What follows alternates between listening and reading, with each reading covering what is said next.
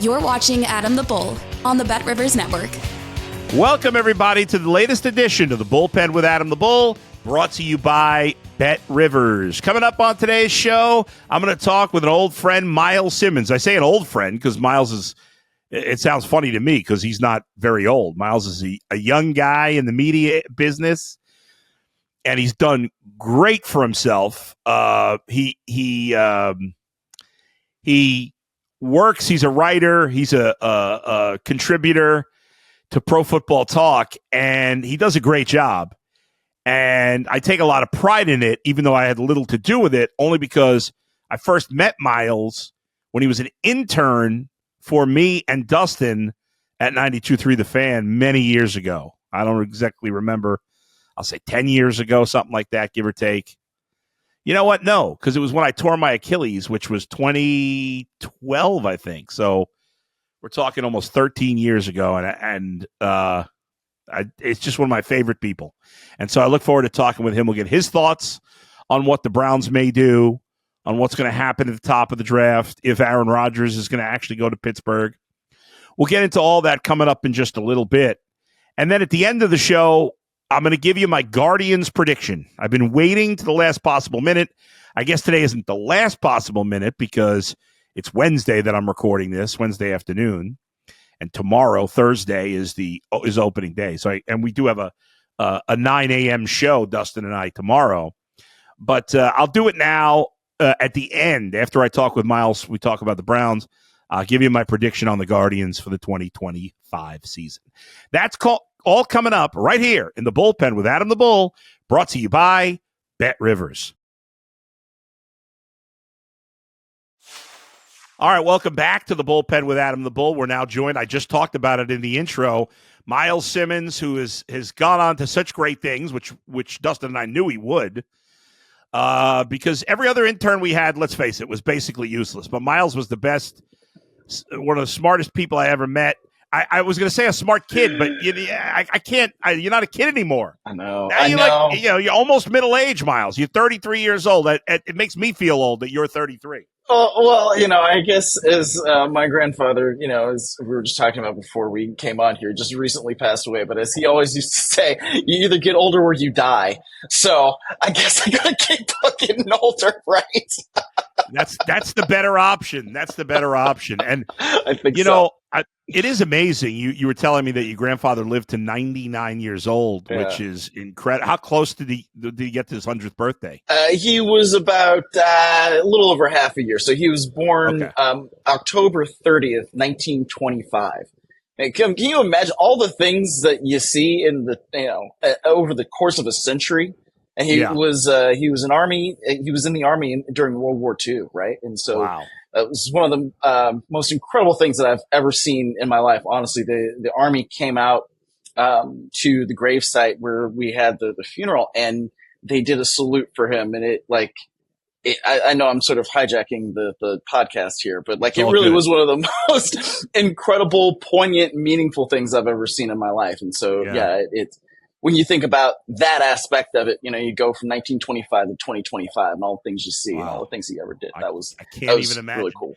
Was he born in Ohio or no? No. So he was born in Virginia, but he spent most of his life in Baltimore, Maryland. So I've spent a lot of time in Baltimore because of that, seafood, crab cakes, Maryland blue crab, all that stuff. Oh, it's so delicious. And it's not something you can really get out here as I sit in, Los Angeles. So, people say, well, he lived a long life, but no matter how old your grandfather is, it's always heartbreaking when it doesn't matter. My grandmother lived to 96. Yeah. I was almost 40 when she died. So I got to have her for a long time, and it's never enough. So that's true. This idea that, if your grandfather died when you at 70, it's more painful. It's always painful when somebody you love dies. It is. Anyway, I feel for you, and I'm glad he did get to live a great life, and that you did get to spend obviously a lot of time with him. And I know you were recently in Cleveland. Yes, you were telling me, of course, and so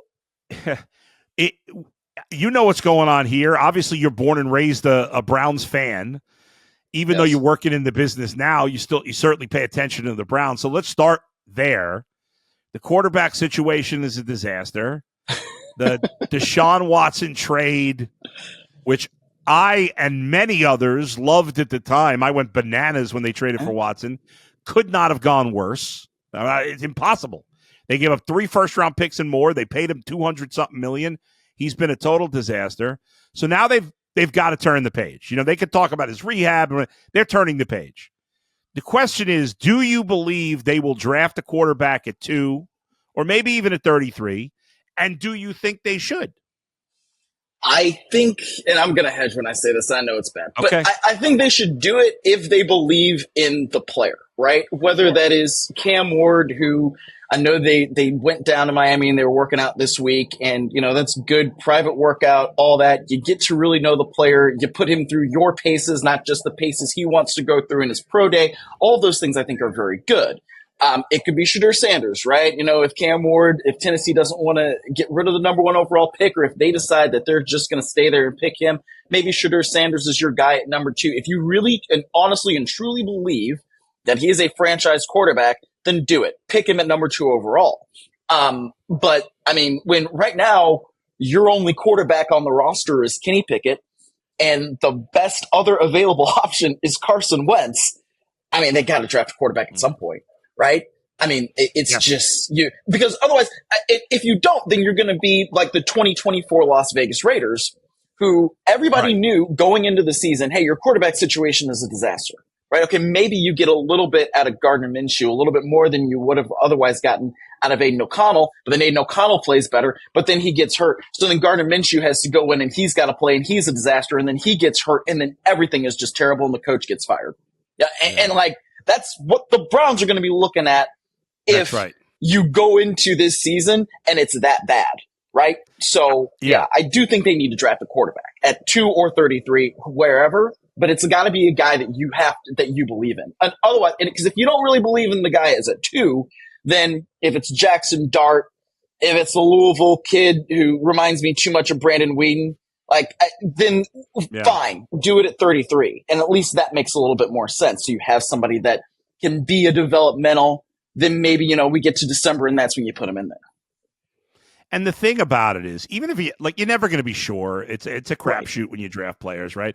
But if you feel like there's a pretty good chance the guy's going to be a good quarterback, then you got to take the shot. Yes. Especially nowadays, Myles, because it's not like it used to be where if you drafted a quarterback at 2, you had to pay him a ton of money, right? Now with the cap on the rookies, it's just not as punitive if you screw it up. That's why the Cardinals were able to draft Kyler Murray the year after drafting Josh Rosen. Yeah, exactly. And now Josh Rosen, I mean, he's closer to doing what we do than being a quarterback in the National Football League, which always astonishes me. He's like off somewhere getting his MBA. I saw on Instagram a couple of weeks ago or something. He was like off skiing. Like, are you kidding me? This guy's, you know, like a top draft pick in 2018. So, yeah, you're right. It's not as bad if you mess it up this way through the draft than if you do it the way the Browns did it with Deshaun Watson and you go after and you get him. And like, this is where I'm always like, man, I know that the Deshaun Watson thing, it obviously has not worked out. And there are certainly reasons why you could have thought at the time that it wouldn't. I don't think anybody thought it would flame out this disastrously where the guy basically can't even play quarterback. Right? He can't run an offense. I don't think anybody really expected that. But I mean, if you're going to say, okay, it doesn't work out, but at the time, we got to go back, right? Baker Mayfield was obviously not the solution for the Browns. Okay. That's correct. And so I know that people still love Baker and all this, and Baker Mayfield has talked about this, that he had to kind of hit rock bottom before he understood what it was that he had to do to be a good pro. And that helped. You know, he was cut by the Panthers. You know, he came out here to Los Angeles and like played one of the craziest games I've ever seen where he beat the Raiders on that Thursday night. But there was a lot of stuff that happened between then and then there, and then going to the Bucs and then becoming a real pro quarterback that they can depend on. So despite the fact that Deshaun Watson didn't work out, I understand why the Browns moved on from Baker Mayfield when they did. It's just that they didn't do it in the best way possible, right? So, I don't know. That's always the thing that bugs me, where people are still like, oh, Baker, Baker, Baker. I'm like, did you guys watch on Christmas when he threw 4 picks against the Green Bay Packers? Like, that was an awful game. Don't rewrite the history just because he happened to have won a playoff game. It is complete revisionist history. You're right. At the time, it was a no-brainer in my mind to move on. Yes. The last season, yes, obviously an injury was a factor. He handled the situation poorly. He would not return calls from the team.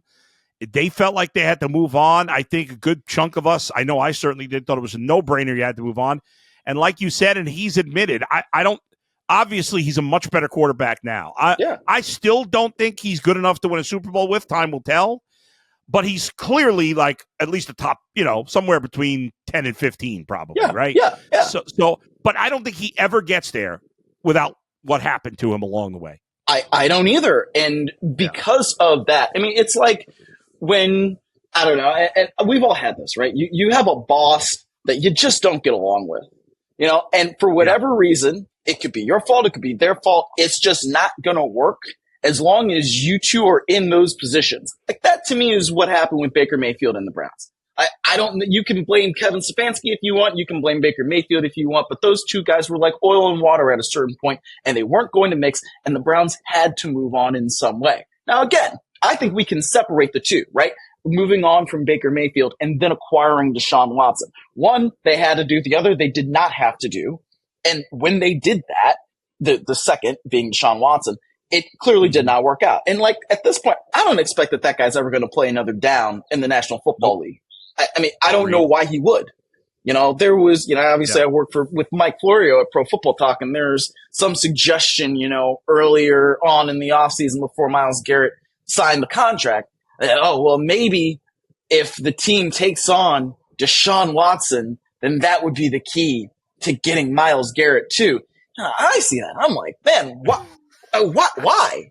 Like the PR hit that you take from bringing in Deshaun Watson is not worth anything. It's just not. No. And the Browns were never going to trade Myles Garrett anyway. So the whole thing was, a little fantastical discussion. But that's where I see Deshaun Watson now. Like that's never going to work at any place or at any point ever in the National Football League. Speaking of fantastical discussion, apparently Bruce Drennan, who I'm sure you know, Cleveland longtime TV guy, he came out of left field today and said he heard from a source, I don't know if he said a source, I don't know what the hell he said, that the Browns are going to trade for Dak Prescott. And I just started laughing when I saw this because, first of all, how on earth the Browns, listen, I'm one of the people that kind of says, as long as the owner's willing to keep spending, what Jimmy is, then the cap is not a big deal. Like there's ways around the cap. Yes. 99% of the time, if you're willing to, but this is the 1%, because there's no way they could take on Dak Prescott's money, A. B, if the Cowboys traded him now, they'd take a massive dead cap hit for trading him. I don't know where Bruce Drennan is coming up with this. If he's right, I'll apologize, but I think I'm not saying he's making it up, but I think he's got bad information here. There is no way that's happening, right? Yeah, I certainly can't see that. And it's for the reason you said. I mean, the contract parameters would basically make that impossible, especially because the Browns already have the Deshaun Watson contract albatross, which I think Troy Aikman said first on ESPN during that Monday Night Football game, and I think he said it best, right? That's really what that thing is. And until they get rid of it, it's just going to be what happens, and that's fine. Yeah. But the Cowboys have done, I think, a bad job, from a team standpoint of making sure that they have their ducks in a row when it comes to Dak Prescott's contracts throughout the course of his career, right? And this happens because he was initially a fourth-round pick. He comes in and he plays because Tony Romo's hurt. And then they're like, oh, my God, we just lucked ourselves into a quarterback. And then they don't lock him up early.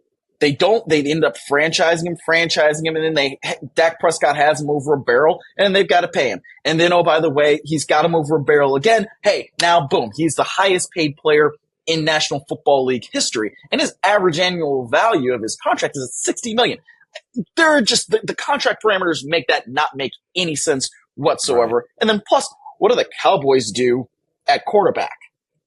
I know that I saw that Dallas had in Quinn Ewers as one of their local visits, which you get top 30 and then plus more and blah, blah, blah, boring NFL rules. But even if you're going to like draft Quinn, you're like, that's not a guy, in my opinion, that steps in day one, especially with a new head coach who, by the way, everybody said, yeah, let's keep Brian Schottenheimer and make him the head coach because it keeps the continuity for Dak Prescott. Yeah. All of those elements, right. Can't. I can't see it. Let's talk a couple things about other teams in this division. All the rumors circulating that Aaron Rodgers to the Steelers. Oh boy. The Steelers have no quarterback either right now. At this point, I'm not going to say Aaron Rodgers is terrible because he wasn't terrible with the Jets, but he's not very good. He's a pain in the neck. The Steelers keep doing this retread quarterback thing. I know they've got a good roster. I don't get it.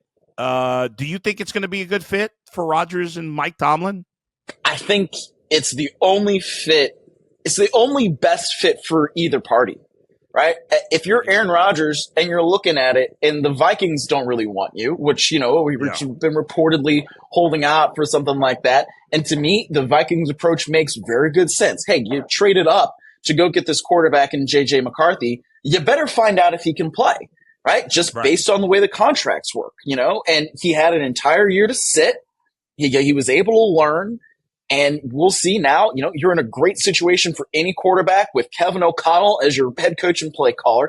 And you have, the best wide receiver in the National Football League, one of the greatest we've ever seen in Justin Jefferson, great tight end in Hawkinson, another really good receiver in Jordan Addison. That place right now was tailor-made for a young quarterback who can grow and learn and do whatever he needs to do. So that situation did not make sense to me for the team for Aaron Rodgers. I get why Aaron Rodgers would want to go there and I guess fulfill the Brett Favre prophecy with, maybe some other elements mixed in there that weren't there, but whatever. So I feel like that would have made more sense for Rodgers, but it doesn't make sense for the Vikings. The Steelers do make sense for Rodgers from the standpoint of, we need a quarterback and we need somebody who's going to play. They were never interested in bringing back Russell Wilson. I mean, Justin Fields, I think, got a better deal with the Jets than he ever would have gotten with the Steelers because the Steelers would have been year to year with him. He at least gets a 2-year contract with the Jets. And the Steelers, are just in this place where, man, the quarterbacks in this draft aren't great. We can't really move up to go get one of them. And if we do, it's so beyond what the Steelers have ever done. It's not something that I can picture them doing, trading up to number 1 overall, really, to get Cam Ward. I can't see that. No. So this is their next best option in Aaron Rodgers. And if you're Aaron Rodgers, I don't know where else you go. There's nowhere. Cleveland, right? No, that's not going to happen. No. So if Rodgers wants to win, and he does give the Steelers the best chance to win a playoff game, probably, which would be their first playoff win since 2016. But that doesn't mean it's a great option generally. It's just the best option that I think both parties have right now. And that's the reason why I think eventually it'll happen, in the next few weeks before the offseason programs start. Myles, I want to wrap up with my Bengals here for a minute because fans often complain that the media picks on the Browns, and I'm like, no, they're not picking on the Browns, and I eventually I'm like, okay, there's some times where if the Steelers did something that the Browns do, you're right, but I never say that about the Bengals, but I'm finally got the complaint because on the day the Bengals signed, first of all, everybody's always makes fun of the Bengals for not spending money, right? Fair, which is fair. Yes. Yeah. Now they've spent more money in recent years. They have done a better job in recent years, even before what they did, last week or 2 weeks ago, whatever it was. So everybody's always complaining about that. They're never going to keep Higgins. They're never. We heard that across the board. Never keep Higgins. I said it. Guilty. Right? I didn't think so either. Then on the same day, yes, they should have done it sooner. I agree with that. You want to criticize them for that? Completely fair. On the same day, they signed the Jamar Chase and T. Higgins, locked them up with Joe Burrow for the next 4 years, I think, for T and 5 for Jamar. So both of them will be 29 in their last year with the Bengals, which is a perfect age for a quarterback for a contract to end with a wide receiver. No doubt.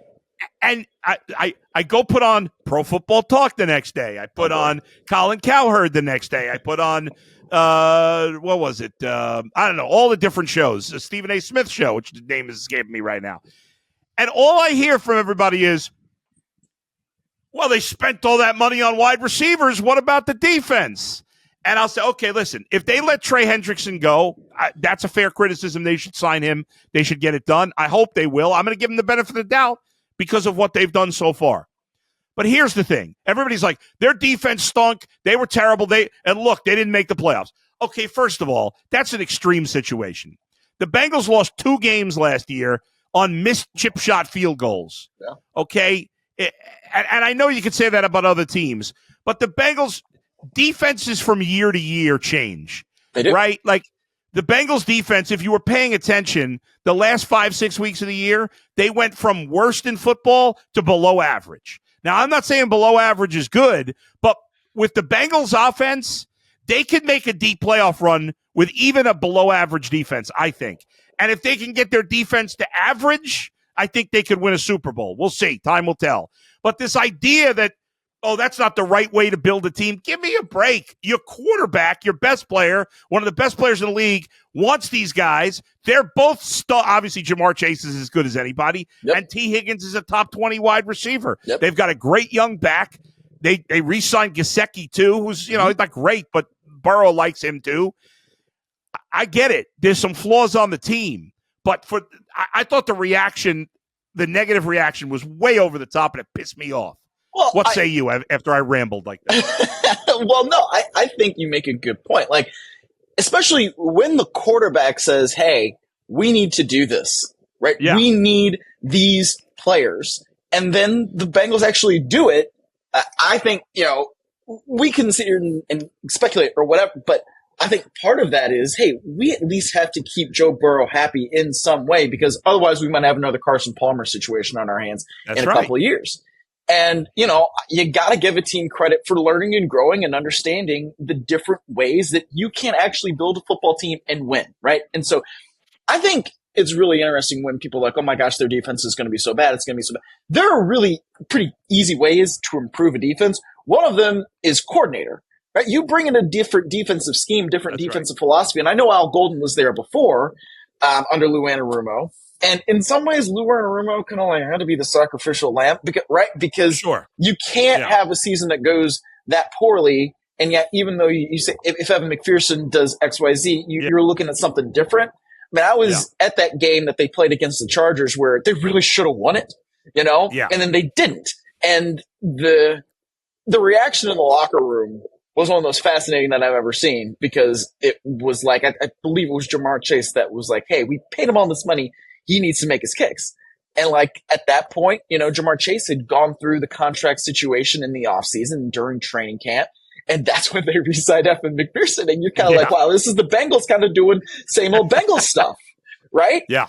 But I think after you go through that season, you understand the things that went right, went wrong.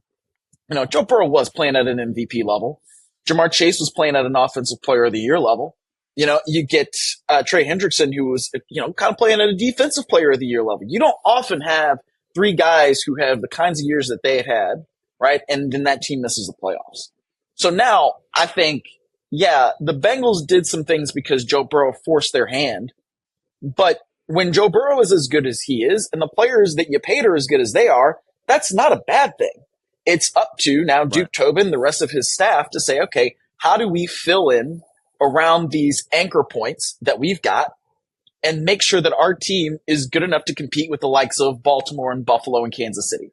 I think that they can do that. And I think that, given what we've seen from Joe Burrow over the course of his career when he's been healthy, there's reason to believe in what he wants. And I give the Bengals credit for doing something that was kind of outside what they've done before. But now, they've got to make sure they fill in defensively where they have to. Al Golden's scheme has got to work better than Lou Anarumo for most of last year. And Zach Taylor, I think, needs to kind of take a step and also making sure that this offense doesn't start lagging behind the rest of the league just because, you've got guys who have been good before, right? All those things, I think, make a significant difference. So, I think the Bengals should be really good in 2025. I think that they certainly could win the division. I think they could certainly end up playing Kansas City in the AFC Championship game because we all know Kansas City doesn't do any worse than that with Patrick Mahomes. So, I think that what the Bengals have done this offseason is positive and they do deserve praise for it. Final thing. This is the most important question of the day, Myles. Okay, perfect. Severance season 2 finale. Yes. On a scale of 1 to 100, what do you give it? Ooh, I'd give it a 93. It's a solid A. Not an A plus, but a solid A. I think that they landed the plane on the season very well. And, I'm going to go really old movie reference here. It reminded me of The Graduate at the end, right? Where you got two characters running away, and it's like, well, what are they running to? Where are they going? Yeah. What are they going to do? They don't know. I don't think exactly. they know. Exactly. Yeah. And it's kind of that's why it reminded me of The Graduate. So I really liked how the season ended. There were some parts of the season, like the whole Miss Cobell episode, like I kind of felt like that could have been a 15-minute piece in another episode where we moved the story along. Bizarre. Yeah, and I love Patricia Arquette as much as anybody, but like, come on now, we can move our story, especially because this is the thing that really got me, Bull. We waited 3 years for a new season, and you give us that as one of the 10 episodes. Come on now, we got to do a little bit better than that. Game of Thrones used to come out with a season every single year. Let's get back to that. Let's start making TV like that again. Well, how about I don't know if do you watch Euphoria? I do, yes. I mean, like, how long has it been since their second season? 4 years? 5 years? Well, some of it, to be fair, some of it was COVID. Yes. Some of it was the strike or lockout. It was a strike, right? Yes. Yeah. And that lasted a while. So things got screwed up. But yes. I don't know. There's so much good TV right now. Ted Lasso's coming back, which makes me excited and nervous. Stranger Things is another one of those where how long we've been waiting for that final season. Oh my gosh, those kids are going to have their AARP cards before we get the last season. I mean, come on, let's go. Speed this up. Yeah, they've all done what that Sadie Sink is blowing up. She's doing a million things now. Great. Yeah, it's great time for TV. Myles, it's great to see you as always. I'm sorry your apartment got flooded, but hopefully you'll dry out and be okay. Good to see you, pal. I'll talk to you again soon. Absolutely. All right, we'll take a break. When we come back, I'll give you my thoughts on the Guardians with the upcoming season starting tomorrow. Will they win the division? I'll tell you what I think next, right here in the Bullpen with Adam the Bull, brought to you by Bet Rivers. All right, great talking football, my guy Myles Simmons, and now it's time to talk baseball. Opening day is tomorrow. The Guardians play a 4 o'clock game in Kansas City. It's a week and change before they open up at home. But I've thought long and hard about my predictions for the American League Central. For weeks, I've been saying, I'm not sure, I'm on the fence. I have gone through it. I have studied every roster. Well, even the White Sox. And the man, you don't want to study that White Sox roster. They might have the worst roster I've ever seen. And they lost a record number of games last year. They could be worse this year. I don't like any player. Mike Clevenger might be their closer. That sums it up. Their only good hitter is Luis Robert. So anyway, they stink. But I've gone through it, and I've tried to leave my biases out of it. And as I analyze the teams over and over and over again, in the end, I got the Guardians winning the American League Central. I do not think it'll be easy. I think it'll be a dogfight with all 4 teams besides the White Sox. I could see all 4 teams finishing within 5-6 games of each other, at least 3 of them, if not 4. But in the end, I say the Guardians pull it out. I've got them winning 89 games on the season, 89 and 73. I think my math's correct. That gets me to 162. I think the American League, period, there is no clear favorite in my mind. You have, I would say, 12 legitimate teams that can make the playoffs. And even the A's or Angels, I give them a slim chance. They're not very good, but you never know. White Sox are terrible. Everybody else is a contender in the American League. There's no clear favorite. There's things I like about the other 12 teams. There's things I don't like about the other 12 teams, just like the Guardians. What do I like about the Guardians? It starts with the bullpen. Obviously, the bullpen on paper is fantastic. That makes me nervous that that's the strength of their team because bullpens are unpredictable. But the Guardians have so much talent in their bullpen that even if 1 or 2 guys struggle, even if 3 guys struggle, they still have enough arms out there to get the job done. So I love the bullpen. In terms of the starting rotation, I think it's much improved from last year. Obviously led by Tanner Bybee in his new contract. I think Gavin Williams has a big season. I like Luis Ortiz. I think it's interesting that Logan Allen gets the nod over Tristan McKenzie. I'm hoping McKenzie's time in the bullpen will help get him out of his funk. I know he might need surgery at some point, but I think him going into the bullpen, maybe it has the same effect it did on Carlos Carrasco. I'm obviously nervous about the lineup. I've talked about this a million times. If Kyle Manzardo can bust out, which I think he will, and Bo Naylor can bust out, which I'm less confident in. I like the acquisition of Nolan Jones. I think he has a big year. Obviously, Ramirez and Kwan are excellent. The Tigers lineup stinks. The Royals have major bullpen issues. The Tigers have bullpen issues, and the Twins, I think, are a little overrated. Close, but the Guardians win the Central, 89-73, followed by the Royals, the Tigers, and the Twins. That's your order of finish in the American League Central. On Thursday's show, I'll talk about how far I think the Guardians could go. Could they go to the World Series? I'll talk about that with Dustin on the live show again at 9. We'll talk to you next time. Where else but right here in the bullpen with Adam the Bull, brought to you by Bet Rivers. See you, everybody.